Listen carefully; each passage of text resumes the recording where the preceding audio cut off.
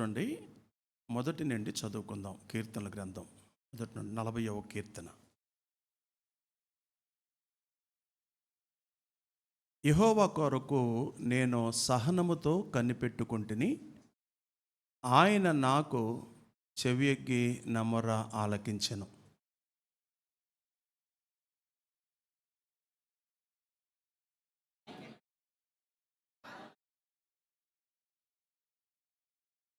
Okay, అలా చదివారా? Okay, very good. గమనించండి, ఈ 40వ కీర్తన మనం కొద్దిగా సమయము పెట్టి ధ్యానించినట్లయితే బురదలో నుండి బృందగానములోనికి నడిపించినటువంటి దేవుడు. ఇప్పుడు దావీదు బురదలో ఉన్నాడు, మునిగిపోయాడు. ఇప్పుడు మనకి లోకంలో చాలాసార్లు మనకు వినపడుతుంది, ఆయన మునిగిపోయాడండి, ఆయన దిగిపోయాడు, ఆరిపోయాడు, మునిగిపోయాడు, ఇలా మనం వింటూ ఉంటాం. ఇక్కడ ఆత్మీయంగా అలంకారంగా చెప్పబడిన మాట ఏంటంటే, నాశనకరమైన గుంటలో ఉన్నాడు.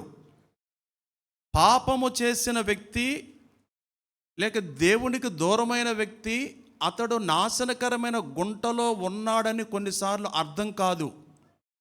అర్థం కాక పైగా ఏమంటాడంటే, దేవుడు నన్ను మర్చిపోయాడు, దేవుడు నన్ను చూడలేదు, పాస్టర్ గారు గట్టిగా ప్రార్థన చేయట్లేదు, నేను చర్చికి వెళుతున్నా నాకేమీ కలిసి రావటం లేదు, నాకు ఆరోగ్యం రావట్లేదు, నాకు అన్ని సమస్యలే అని అనుకుంటాడు మానవుడు. ఇక్కడ చూడండి, పాపము చేసిన వ్యక్తి మాట్లాడుతున్నాడు. అక్కడ ప్రారంభ వచనం, ప్రభువు కొరకు నేను కనిపెట్టుకొనుచున్నాను అన్నాడు. ప్రభువు కొరకు కనిపెట్టుకునే వాళ్ళు సోమరులుగా ఉండలేరంట. ప్రభువు కొరకు ఎవరైతే కనిపెట్టుకుంటారో వాళ్ళు సోమరులుగా ఉండరంట. అంతేకాకుండా ప్రభువు కొరకు సహనముతో కనిపెట్టుకొనుచున్నాను. తర్వాత ఆయన చెవియొగ్గి నా మొర ఆలకించాడు. 37వ కీర్తన కూడా 7వ వచనం చదవండి. 37వ కీర్తన 7వ వచనం. యెహోవా యందు మౌనముగా ఉన్నాను, ఆయన కొరకు కనిపెట్టుకొనుము. మౌనముగా ఉండటం అంటే సోమరతనం కాదు. మౌనముగా ఉండటం అంటే మనం గమనించాలి, నిర్లక్ష్యంగా ఉండటం కాదు. అంటే దైవ కార్యము కొరకు ఆయన సన్నిధిలో ఎదురు చూడటం. దేవుని దైవ కార్యము నా కుటుంబం పట్ల జరిగించాలి, నా సంఘం పట్ల, దేశం పట్ల జరగాలని ఎదురు చూసే అనుభవం అది. సంఘం అంతా ప్రార్థన చేస్తుందో నేను సోమరుగా ఉంటాను, లేక వాళ్ళందరూ ప్రార్థన చేస్తున్నారు, మొరపెడుతున్నారు, నాకు వేరే పనులు ఉన్నాయి అనేవారికి ఇది వర్తించదు. యెహోవా కొరకు కనిపెట్టుకొనుచున్నాను అంటే యెహోవా కొరకు కనిపెట్టుకున్నవాడు నిరాశకు గురికాడు. నిరాశ అనేది అతనికి రాదు, ధైర్యముగా ఉంటాడు. అది ఇతని యొక్క అనుభవం. 3వ వచనం చూడండి. 3వ వచనం.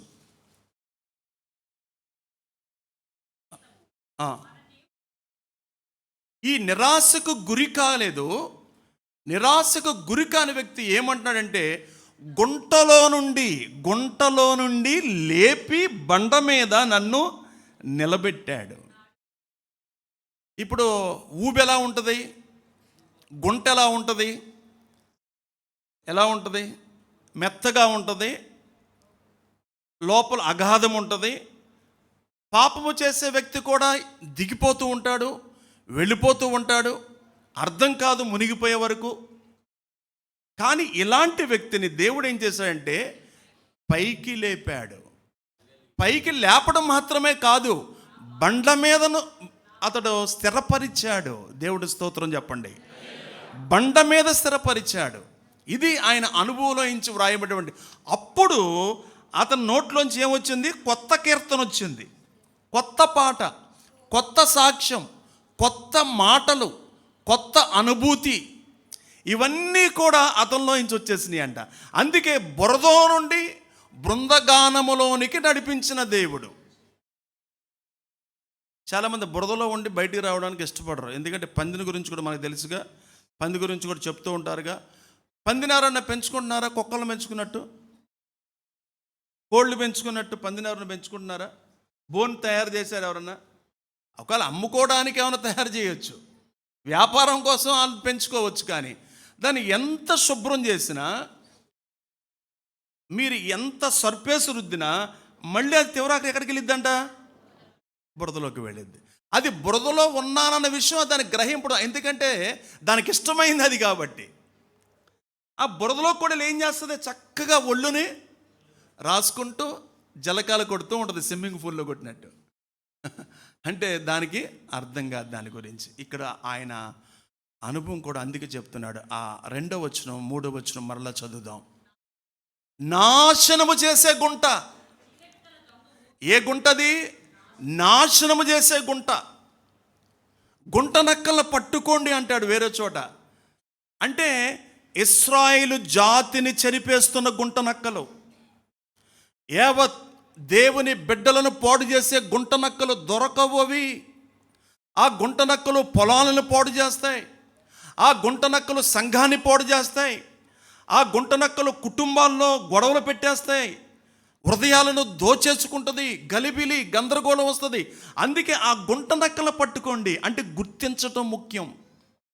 ఆ గుంట నక్కను మీరు గుర్తించి పట్టుకోండి అని వేరే సందర్భంలో మనం మాట్లాడుతూ మనం చూస్తాం.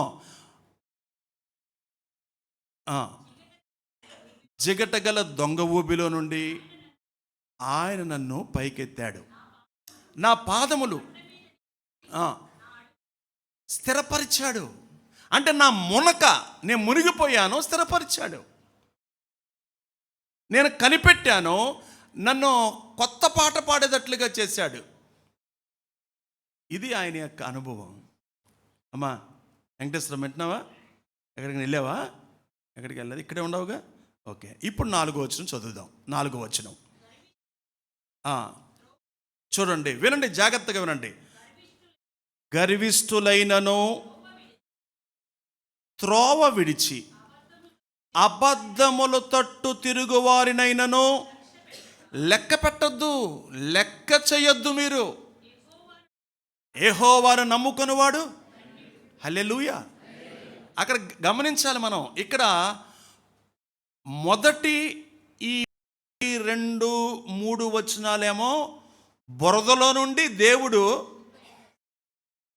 పాటలు పాడే బృంద గానములోనికి నడిపించాడు. 4, 5 వచనాలు చూస్తే ఒక నూతన దృక్పథంలోకి వెళ్ళమని చెప్తున్నాడు మనల్ని. ఏంటా నూతన దృక్పథం అంటే, మీరు సమాజములో కానీ, సంఘములో కానీ, లోకంలో కానీ గర్విష్ఠులు మీ కంటి పడతారు. పడ్డారా? పడలేదా? చెప్పండి. పడ్డారా? చెప్పండి. పడతారు. అయితే మీరు వారిని చూసి అసలు లెక్కే చేయొద్దన్నాడు. మీకు ఇక్కడ బాగా అర్థం చేసుకోవాలి. ఎప్పుడు కూడా మీరు ఈ మాట వాడకూడదని మీకు ప్రభువు పేర మనవి చేస్తున్నాను. దేవుడి బిడ్డలుగా మీరు హోందాగా ఉండాలని తెలియజేస్తున్నాను. వాళ్ళు ఉండేవాళ్ళు, మేము లేనివాళ్ళం. వాళ్ళకి చాలా బంగారం ఉంది, మాకు లేదు. వాళ్ళది మంచి ఇల్లు, మాది పూరి. అలా అనుకోవద్దు. మీ ఇల్లే మీకు బంగారం. మీరు ఏ స్థితిలో ఉన్నారో ఆ స్థితుల్లో మీరు ఫోజు కొట్టాలి. ఏ స్థితిలో దేవుడు నన్ను ఉంచాడో దాన్ని బట్టి నేను గర్వించాలి.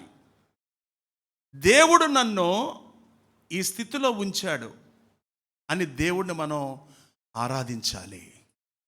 ఇప్పుడు ఊరికి అనుకుందాం, అబ్బా ఆ ఇల్లు భలే ఉందా అంటే, ఆ ఇల్లు నీకు ఇచ్చిద్దా? నీకు వస్తుందా? నీకు ఇస్తారా? అబ్బా వాళ్ళు భలే చక్కగా వాళ్ళు బంగారం వేసుకున్నారంటే వాళ్ళు బంగారం నీకు ఇస్తారా? నాకు ఇస్తారా? ఎవరు? ఇక్కడ గమనించాల్సిందంటే ఆ 4వ వచనంలో గర్విష్ఠులు త్రోవ విడిసి ప్రయాణం చేస్తున్నారు, దేవుడు మార్గంలో వాళ్ళు లేరు. అబద్ధాలు చుట్టూ తిరిగివారు లోకములో ఉన్నారు, వారిని మీరు లక్ష్య పెట్టొద్దు. అసలు మీ ఆత్మీయ జీవితంలోనికి వాళ్ళు ఎంటర్ అవ్వడానికి వీల్లేదు. వాళ్ళు మీలోకి ప్రవేశిస్తే మీ ఆత్మీయ జీవితం ఖరాబ్ అవుతుంది. తర్వాత ఏమంటాడు? యెహోవాను నమ్ముకుని వాడు ధన్యుడు. అంటే విశ్వసించడం ద్వారా వివేకం ఇస్తాడు. మనం దేవుడిని నమ్ముకొనుట ద్వారా విశ్వాసము కలుగుతుంది, వినుట వలన విశ్వాసము కలుగుతుంది. విశ్వసించిన నువ్వు వివేకము కలిగి ఉంటావు. వివేకము కలిగిన నీవు లోకము స్పష్టంగా నీకు కనపడుతుంది. ఇప్పుడు శుక్లం వచ్చిన వాళ్ళకి మసగ్గా కనపడుతుందంట. నేను అడిగాను, శుక్లం ప్రారంభం అన్నారు కదా, ఏంటి ఆ మార్పు నాకు చెప్పండి అంటే, అది ఏం లేదు, కొద్దిగా ఒక అక్షరం 2 అక్షరాల కనపడిద్ది అన్నారు. అంటే నాకు అంతగా కనపట్లేదు, ఇంకా టైం ఉందని అనుకున్నాను నా మనసులో నేను. మరి ఏంటి లోకం స్పష్టంగా కనపడటం అంటే ప్రపంచ పరిస్థితులు ఎలా ఉన్నాయి, కుటుంబాల్లో ప్రేమలా తగ్గిపోతుందో, సంఘములో ప్రేమలా తగ్గిపోతుందో, పోయిన వారం సతీష్ గారు చెప్పినట్లుగా ఇదివరకు మునుపు ఉన్నటువంటి ఆసక్తి, మునుపు కూడుకునే గుంపులుగా కూడుకొని పరిచయం చేసే విషయంలో ఇదంతా కూడా స్పష్టంగా కనపడుద్ది. ఎప్పుడంటే విశ్వసించినప్పుడు. విశ్వసించిన వాడుకు వివేకం కలుగుతుంది. వివేకం కలిగిన వాడు స్పష్టంగా చూడగలడు ఆత్మీయ నేత్రాలతో. ఇది దావీదు అనుభవం. 5వ వచనం మళ్ళీ చదువుతారా? యెహోవా నా దేవా, నీవు మా ఎడల జరిగించిన ఆశ్చర్య క్రియలను, మా ఎడల నీకున్న తలంపులను బహు విస్తారములు. వాటిని వివరించి చెప్తడానికి టైం లేదు. లెక్కకు మించినవి. చాలు, అక్కడి వరకు ఆగుదాం. మన కోసం దేవుడు పనిచేస్తున్నాడు. దేవుడు మన కోసం ఎల్లప్పుడూ పనిచేస్తున్నాడు. ఎంతమంది నమ్ముతున్నారు? కొద్ది డౌటే. మీరు ఆయన కోసం పనిచేయటం లేదన్నది మాత్రం నమ్మొచ్చు. మనం ఆయన కోసం పనిచేయటం లేదు అనేది నమ్మొచ్చు, కానీ ఆయన మన కోసం పనిచేస్తున్నాడు. నీవు మా ఎడల కలిగి ఉన్న తలంపులు బహు విస్తారములు. వాటిని లెక్క పెడతానా? నా వల్ల కాదు. మీరు లెక్క పెట్టుకోండి, మీ వయసు ఎంత? 50 సంవత్సరాల వయసు కలిగిన వాళ్ళు లెక్క పెట్టుకోండి. దేవుడు ఏమేం చేశాడో. పుస్తకాలు చాలు. మీరేమో మీ అప్పులు రాసుకుంటున్నారు, మీ చీట్లు రాసుకుంటున్నారు, మీ డ్వాక్రా రాసుకుంటున్నారు, ఇవి రాసుకుంటున్నారు మీ లెక్కలు. దేవుడు చేసిన మేళ్ళను మీరు రాసుకోండి. దేవుడికి మీరేం చేశారో రాసుకోండి, తేలిపోతుంది. ఇక్కడ చూడండి, రోమపత్రికలో మంచి మాట, మనందరికీ సుపరిచితమైన మాట. రోమీలకు రాసిన పత్రిక 8వ అధ్యాయం 28వ వచనం. మీరు చూడకుండా చెప్పొచ్చు. దేవుని సంకల్పము చొప్పున పిలువబడిన వారికి మేలు కలుగుటకై సమస్తము. దేవుడు ఎవరినైతే పిలిచాడో ఆయన సంకల్పము చొప్పున పిలిచాడో వారికి ఏం కలిగిద్దంట? మేలు కలగడానికి సమస్తము సమకూడి జరుగుతాయి. అప్పుడు మన కోసం పనిచేస్తున్న దేవుడు క్రియలను మనము చూసి ఘనంగా ఎంచుతాం. ఆయన తలంపుల గురించి మనం ఆలోచిస్తాం. ఆయన ఆలోచన గురించి మనం ఆలోచించడానికి సమయాన్ని ఇచ్చిస్తాం. ఈ వాక్యం చాలామందికి అర్థం కాల. ఈ వాక్యం అర్థం అవడానికి చాలా సమయం పట్టింది. రోమా 8:28. దాని గురించి ఒక బుక్ కూడా రాశాడు వెంకటరత్నం గారు. వెంకటరత్నం గారు తర్జుమా చేశారు. దేని గురించి? ఈ రోమా కేవలం 8:28 గురించే తర్జుమా బుక్. ఏమండి, ఇంతలా పుస్తకం రోమా 8:28 మీదే. మీకు కావాలా పుస్తకం? మార్కెట్లో దొరికింది, తీసుకోండి. మీరు ఊరికినే చూసి ఇచ్చేద్దాం అనుకుంటున్నారా? పాస్టర్మ్మ గారిని కలుసుకోండి.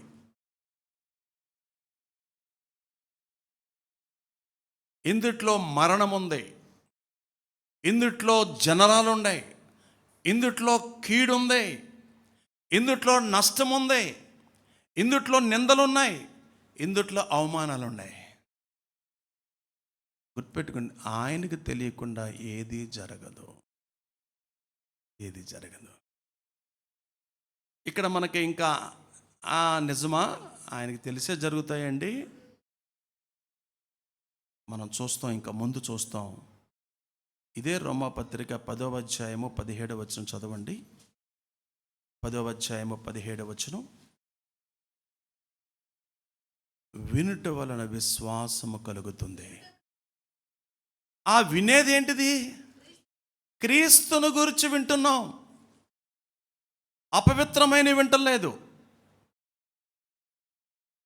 వీడియో గేమ్ చూడలేదు, చర్చిలో కూర్చొని ఆడుకోవట్లేదు, పనికి మాలిన పనులు చూడం, చెయ్యం, పనికి మాలిన వినం. విశ్వాసము గురించి వింటున్నాం. ఏ వింటున్నాం? చదవండి. ఏ వింటున్నాం? చదవండి. మైకులో చదివితే బాగుండు. పాపం ఇందా నుంచి ఎవరు మైకులో అసలు చదవట్లేదు. కిందేమో కింద మరి వృద్ధులు కూర్చున్నారు, కాస్త ఫోను చూసుకునే వాళ్ళు కూర్చున్నారు. వాళ్ళకి వినపడాలి కదా. కాగా వినుట వలన విశ్వాసము కలుగును. వినకపోతే చెప్పండి, మీరే చెప్పండి. చర్చిలో కూర్చొని నిద్రపోవడానిక మీరు వచ్చింది? చెప్పండి. వీడియో గేమ్ ఆడుకోవడానికి మీరు వచ్చింది? ఇల్లు లేవా, పార్కులు లేవా? చర్చికి వచ్చింది ఎందుకు? వినండి, ఆశతో వినండి. మీకు ఏం కలుగుతుంది? వినుట, క్రీస్తును గూర్చిన మాట మాట. అది ఇక్కడికి వస్తే ఏదో కలిగిపోతాను కాదు. ఆయన మాట వింటే మీకు కలుగుతుంది. ఆయన మాట అంటే ఆయన వాక్కు. దేవుణ్ణి మీరు లోపలికి ఆహ్వానిస్తున్నట్లు కదా. ఇది ముఖ్యమైన సంగతి అన్నాడు. 6వ వచనం చదువమ్మా. 40వ కీర్తన 6వ వచనం. బలులు నేను అడగలేదు మిమ్మల్ని, నైవేద్యాలు అడగలేదు. ఒకళ్ళు గొర్రెదండి అంటే గొర్రె ఖరీదు ఎంత అండి? ఇప్పుడు 6,000 7,000 ఉంటుంది. ఎక్కడ తెస్తారు మీరు? ఆ 10 రూపాయలు 20 రూపాయలు చిరిగిపోయినాయి వేస్తుంటే మీరు. ఇంత కట్ట ఉందా? ఎగ్జిబిషన్ పెడదాం అనుకుంటున్నా. పెడతా, అది కూడా టైం పట్టిద్ది, కొద్ది టైం ఉంది, పెడతా. విజయవాడలో ఎవరు చేయలేని పనులు చేయాలనుకున్నాను నేను. ఏమండి, ఎవరో చేసే పనులు చేస్తే ఉపయోగం ఏంటండి? ఎవరో చేయని పనులు చేయాలి మనం. అంటే ఇందాక రామలక్ష్మి గుణదల్లో వాక్యం చెప్తుంది, కేంద్రంలో ఇన్ కేస్ మార్పులు రాకపోయినా అది దేవుడే అనుమతిస్తున్నాడు. నిద్రపోతున్న సేవకులను, సోమరులైన సేవకులు, సోమరులైన క్రైస్తవులకు సొరకలు పెట్టచ్చు. అసలైన భక్తి చేయడానికి ఒకవేళ దేవుడు అనుమతించవచ్చు. దానికి కూడా సిద్ధంగా ఉండేవాడు ఎవడంటే విశ్వాసే. కులగణంలో వీడు క్రిస్టియన్ అని దమ్ముతో రాపించా నేను. కులగణంలో నారాయణ గారు ఎక్కడికి వెళ్ళారు చెప్పాగా మీకు. ధైర్యంతో రాపించాను. ఈ రోజున ఎంత ధైర్యంగా చెప్పగలుగుతున్నానంటే నా కులగణములో నేను క్రిస్టియన్ అని రాపించాను. నేను విశ్వాసంతో ప్రకటించగలను. నా ఓసీ బీసీసీగా ఎవరంట లేదు, అవసరం లేదు. నాకు బీసీసీతో సంబంధం లేదు. నాకు విశ్వాసం ఉంది. నాకు పరలోకం ఇస్తాడు దేవుడు. వినుట వలన విశ్వాసం కలుగుతుంది. కుదురుగా మీరు వినండి. అదే చెప్తున్నాడు ఇక్కడ ముఖ్యమైన సంగతి. అంటే చదవమ్మ 6, 7 వచనాలు చదవండి ఇప్పుడు మైకిలో. బలులనైనను నైవేద్యాలనైనను నీవు కోరట్లేదు, నాకు చెవులు ఇచ్చావు. చెవులిచ్చావయ్యా నీవు. దహన బలులైనను పాప పరిహార్థ బలులనైనను నువ్వు తెమ్మనలేదు. అది తెమ్మంటే మన వల్ల ఇద్దాయి. కొత్త నిబంధన ప్రకారం ఆయనే బలైపోయాడు కాబట్టి మనం బతికిపోయాం. ఆయనే బలైపోయాడు మన కొరకు కాబట్టి మనకు బలులు లేవు, బలిపీఠం లేదు. ఇది బలిపీఠం కాదు, జస్ట్ పోడియం, స్టేజ్ అంతే. బలులుంటేనే కదా బలిపీఠం అంటాకి. అర్థం చేసుకోవాలి. బలైపోయాడు ఆయనే. అందుకని నేను తెమ్మనలేదుగా మిమ్మల్ని. గుర్తుపెట్టుకు మీకు చెవులు ఇచ్చాను. తర్వాత అమ్మా చదవండి. పుస్తకపు చుట్టలో నన్ను గూర్చి వ్రాయబడిన ప్రకారం నేను వచ్చాను. దేవా, అందరు చెప్తారు ఈ మాట, దేవా దేవా నీ చిత్తము నెరవేర్చుట నీ చిత్తము నెరవేర్చుట నాకు సంతోషము. మీకు సంతోషమేనా? ఏమంటే చిత్తము నెరవేర్చడం అంటే పనులు కాదండి బలరాము. చిత్తము నెరవేర్చడం అంటే మైకులు పెట్టడం, ఓడవటం, కుర్చీలు ఎత్తడం, నా పని అయిపోయింది. దశమాగం ఇచ్చా, ఒక కానుక పడేసా, నా పని అయిపోయింది. ఓ పాట పాడేసా, ఆరాధన చేసా, నా పని అయిపోయింది. ఇది కాదు దేవుడి చిత్తం అంటే. అక్కడ చూడండి, పుస్తకపు చుట్టలో వ్రాయబడిందంట, సంతోషముతో ఆనందముతో చేస్తూ ప్రేమతో చేస్తూ మన హృదయాలు దేవుళ్ళో ఆనందిస్తూ చేసేది దేవుడి చిత్తం. హృదయపూర్వకముగా ఆయనకి దగ్గరవుతాం మనం. ఒక మంచి వాక్యం మీకు చదివిస్తే ఈ పాయింట్ కూడా మీకు అర్థమైపోద్ది. మీరు చెప్పగలరా మా మాట? సంపత్, సమరీ స్త్రీతో యేసు ప్రభు ఏమన్నాడు? సమరీ స్త్రీతో మాట్లాడుతున్న సందర్భంలో శిష్యులు భోజనం కొనడానికి ఎక్కడికి వెళ్ళారు? ఊళ్ళోకి వెళ్ళారు. ఊళ్ళోకి వెళ్ళి భోజనం తీసుకొచ్చి యేసు ప్రభు వారిని అంటున్నారు, మేము భోజనం చేసామయ్యా, నువ్వు కూడా భోంచే అంటున్నారు. చేయాలిగా. మరి ఆయన ఏమన్నాడు అప్పుడు? అందుకు ఆయన భుజించుటకు మీకు తెలియని ఆహారము. అబ్బో, ఇదేంటి వింత మాటలో యేసు ప్రభు మరి ఎలా మాట్లాడతాడు? మీకు తెలియని ఆహారం నాకు ఉన్నదని నాకుంది వారితో చెప్పాడు. ఏంటమ్మా ఆహారం? ఆయన చిత్తం. 28వ వచనం, 34వ వచనం. యేసు వారిని చూచి, నన్ను పంపిన వారి చిత్తము నెరవేర్చుటయు ఆయన పని తుదముట్టించుటయు నాకు ఆహారమై ఉన్నది. ఏంటండి ఇదే ఆహారం ఏంటి రవి గారు? నాకు అర్థం కాదు. ఏమన్నా మీ అర్థం అవుతుందా మీకు శివయ్య గారు? ఏమన్నా అర్థం అవుతుందా పూర్ణ గారు? భోజనం చేయాలి కదా, ఆయన కూడా మానవ స్వభావం కలిగి ఉన్నాడు కదా. ఇక్కడ బాగా అర్థం చేసుకోండి, ఆయన కడుపు నిండిపోయిందంట. ఒక పాపపు స్త్రీకి ఆయన వాక్యం చెప్పి, ఒక పాపపు స్త్రీ తన పాపాలు ఒప్పుకొని పశ్చాత్తాపడి, నేను మెస్సయ్యని కనుగొన్నాను అయ్యా, మా ఇంట్లోకి రా, మా ఊరు రా, 2 రోజులు ఉండు, 3 రోజులు ఉండ బతిమలు ఆడుకుందే. ఆ మార్పు చూసి, ఆ సువార్త, ఒక ఆత్మను దేవుడు ఎప్పుడైతే ఒక ఆత్మను సంపాదించాడో ఆయన కడుపు నిండిపోయింది. ఇది ఏ ఆకలి అంటారు చెప్పండి? ఏ ఆకలి అంటారు? యవనస్తులారా, మీకు పిచ్చి ఆకలి వేస్తుందా? బిర్యానీ తినాలి, బిర్యానీ తినాలి, బిర్యానీ తినాలి, chicken biryani, chicken chicken chicken chicken biryani biryani అనే పిచ్చి ఆకలి అదే. యవనస్తులు, చిన్నపిల్లలు తినొచ్చు, తప్పు లేదు. పెద్దవారైన మనం, ఆత్మీయులైన మనం, విశ్వాసులైన మనం, సీనియారిటీ కలిగిన మనం, ఇన్ని సంవత్సరాలు ఆత్మీయ జీవితంలో మన ఆకలి ఎలా ఉంది? ఏ ఆకలి పుడుతుంది మనకి? ఎలాంటి ఆకలి, ఎలాంటి దాహం మనం కలిగి ఉన్నాం? ఆలోచించాలి. దేవా, నీ చిత్తము నెరవేర్చుట నాకు సంతోషం. ఈ వ్యక్తి దేవుడికి దగ్గర అవుతాడు. ఇలాంటి ఆకలి కలిగిన వాడు దేవుడికి దగ్గర అవుతాడు. నమ్మినోడు దేవుని స్తోత్రం చెప్పండి. ఎఫెసీ పత్రిక 6వ అధ్యాయము 6వ వచనం కూడా చదవండి. ఎఫెసీ పత్రిక 6వ అధ్యాయం 6వ వచనం. 6వ అధ్యాయం 6వ వచనం.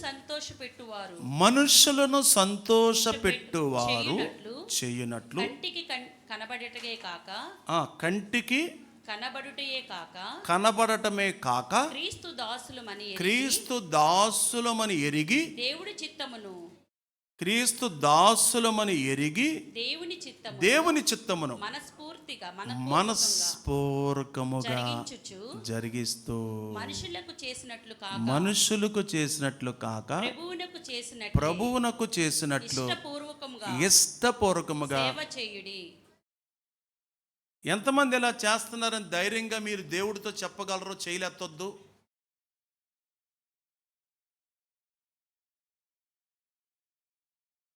ఒక మాట నన్ను చెప్పనివ్వండి. కొన్ని నెలల నుండి కిందన్న వృద్ధులకి రోజు టిఫిన్ వస్తుంది. ఒక అమ్మ తీసుకొస్తుంది. వాళ్ళు చక్కగా ప్యాకెట్ పట్టుకెళ్ళిపోయి వాళ్ళు టిఫిన్ చేస్తున్నారు.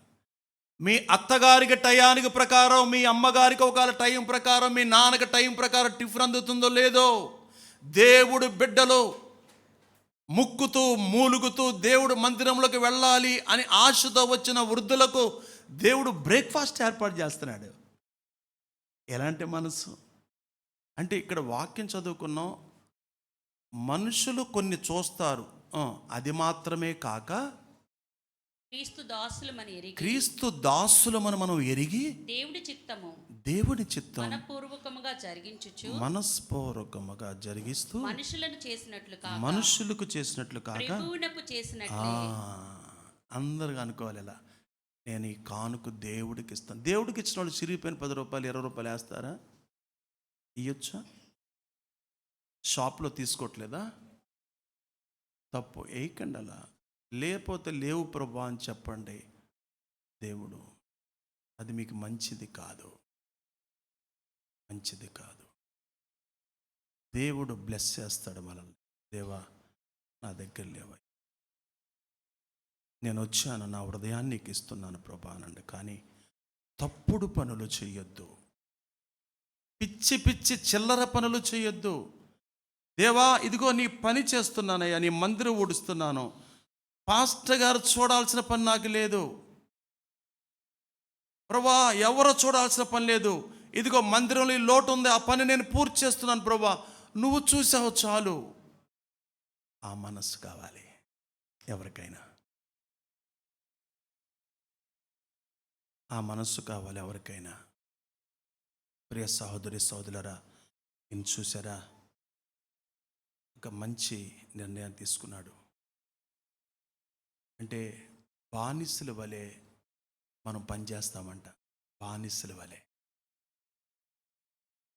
విధేయత చూపించే పిల్లల వలె ఉంటామంట మనం. దేవుడికి ఎంత ఇష్టం. వీటన్నిటికి గల కారణం ఒకటే, ఒక్క మాట అండి, మన హృదయమే. మన హృదయం ఎలా ఉంది, ఇది చాలా ప్రాముఖ్యం. 9వ వచనం చదవండి. నా పెదవులు మూసుకొనక, నా పెదాలు నేను మూసుకొనక మహాసమాజములో నీతి సువార్తను నేను ప్రకటించి ఉన్నానని అంటిని. యెహోవా, అది నీకు తెలిసే ఉన్నది. అది నీకు తెలుసయ్యా. నీ నీతిని నా హృదయములో నుంచుకొని నేను ఊరకుండలేదు. నీ సత్యమును, నీ రక్షణ నేను వెల్లడి చేసి ఉన్నాను. 17వ వచనం ఒకసారి చదివేసిన అయిపోద్దిగా. 17 వరకు మనం ధ్యానం చేస్తాం. నేను శ్రమల పోలై శ్రమలు ఏం చేసినాయి? దీనత్వంలోకి నడిపించాయి. కొంతమంది శ్రమలు వస్తే చర్చి మానేస్తారు, అవునా కాదా? వాళ్ళకి శ్రమలు రావడం ఏంటి? పాస్టర్ గారిని జడతామేంటి బూతులు? వాళ్ళకి శ్రమలు రావడం ఏంటి? చర్చి మానేటువంటి, బైబిల్ చదవటం మానేటువంటి, వాక్యం చదవటం, ప్రార్థన చేసుకోవటం మానేటువంటి.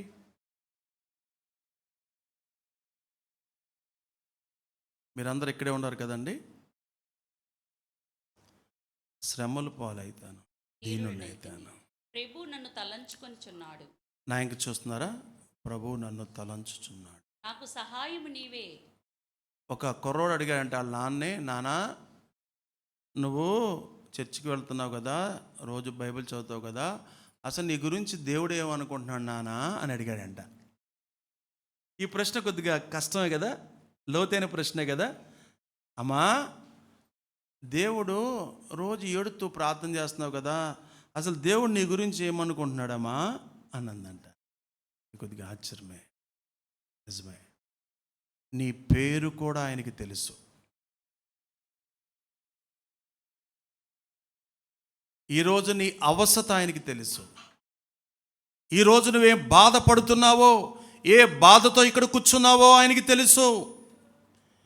ఏ వేదనతో నలిగిపోతున్నావో ఆయనకి తెలుసు, కానీ నీకు తెలియదు.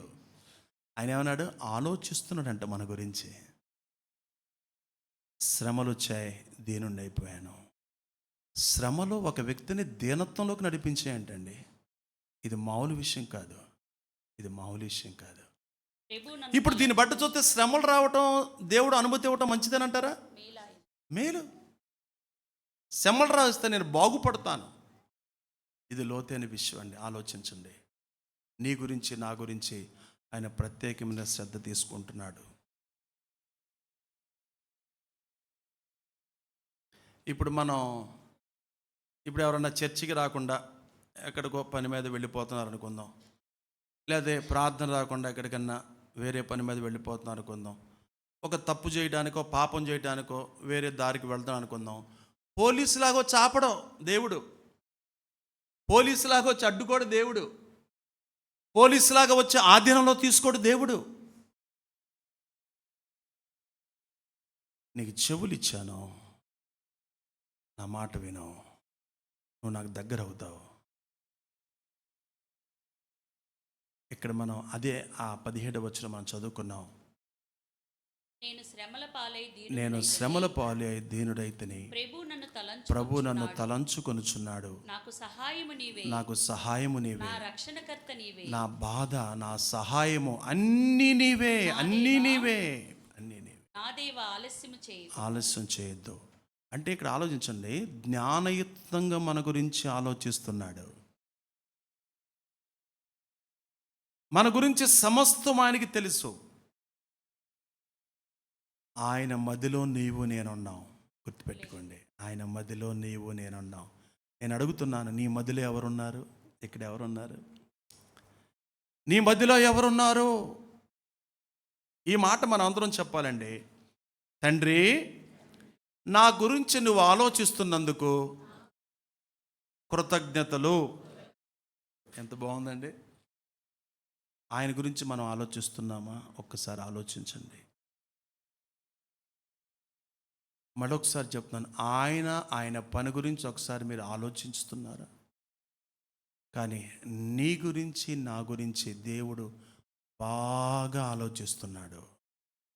నేను ఆయన మధ్యలో ఉన్నాను, ఆ విషయం నేను గ్రహించాను. నా కుటుంబంతో నేను షేర్ చేసుకుంటున్న కొన్ని అనుభవాలు, నా పిల్లలతో నేను షేర్ చేసుకుంటున్న కొన్ని అనుభవాలు. ఎందుకో తెలుసా? దేవుడు నన్ను ఎలా ప్రేమిస్తున్నాడో కానీ ఆయన మదిలో నేను అప్పుడప్పుడు తీసేస్తున్నాను. నారాయణరావు గారు, ఆయన పని గురించి మనం ఆలోచించాలి, ఆయన రాజ్యం గురించి మనం ఆలోచించాలి, ఆయనను సన్నిహితముగా తెలుసుకోవాలి అనే తీర్మానం మనం చేసుకోవాలి. నిజంగా చెప్పండి, మనం రోజు బైబిల్ చదువుతున్నామా? నిజంగా చెప్పండి, రోజు ప్రార్థన చేసుకుంటున్నాం? నేను ఒక సాక్ష్యం చెప్తున్నాను. ఫేస్బుక్ని నేను తీసేసిన ద్వారా నాకు గంట టైం కలిసి వచ్చింది. రోజుకి గంట అంటే మీకు అర్థమైందా? అర్థమైందా? రోజుకి సుమారుగా పొద్దున కానీ, మధ్యాహ్నం కానీ, సాయంత్రం కానీ ఒక గంట సుమారుగా కేటాయిస్తున్నాను. ఆ ఫేస్బుక్ని నా ఫోన్లోంచి ఆ యాప్ని అన్ఇన్స్టాల్ చేశాను. గంట సమయం కలిసి వస్తుంది. అలాంటి వ్యర్థమైన యాప్లు మన దానిలో ఎన్ని ఉన్నాయో, అలాంటి వ్యర్థమైనవి మన మధ్యలో ఎన్ని ఉన్నాయో, ఒకదాని తర్వాత ఒకటి దేవుడికి మనం ఇస్తున్నాం. మన మధ్యలో ఎవరున్నారు, మనం ఎవరి గురించి ఆలోచిస్తున్నాం, ఇది చాలా ప్రాముఖ్యమైన విషయం.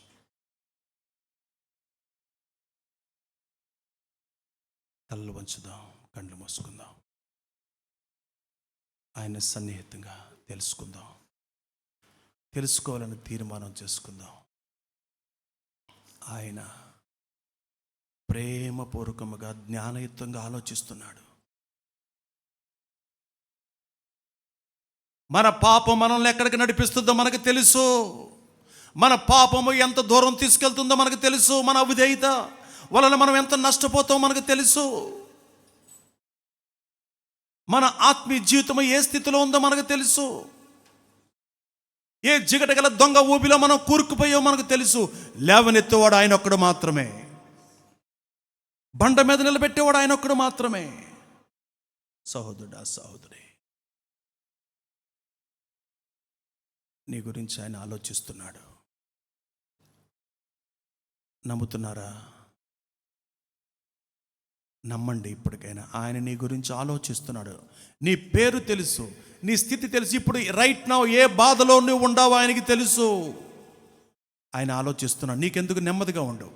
కనిపెట్టు, కనిపెట్టు, కనిపెట్టు. దైవ కార్యము కొరకు కనిపెట్టు, ప్రార్థనలో కనిపెట్టు, అద్భుతాలు చూస్తావు. నిన్ను పుట్టించిన వాడు నీ పట్ల ఆలోచిస్తున్నాడు. ఎంత గొప్పవాడు, ఎంత గొప్పవాడు. ప్రభు బలిలో మనం పాల్గొనబోతున్నాం. అందరూ ప్రార్థన పూర్వకంగా ఉందాం. ఆయన శరీరం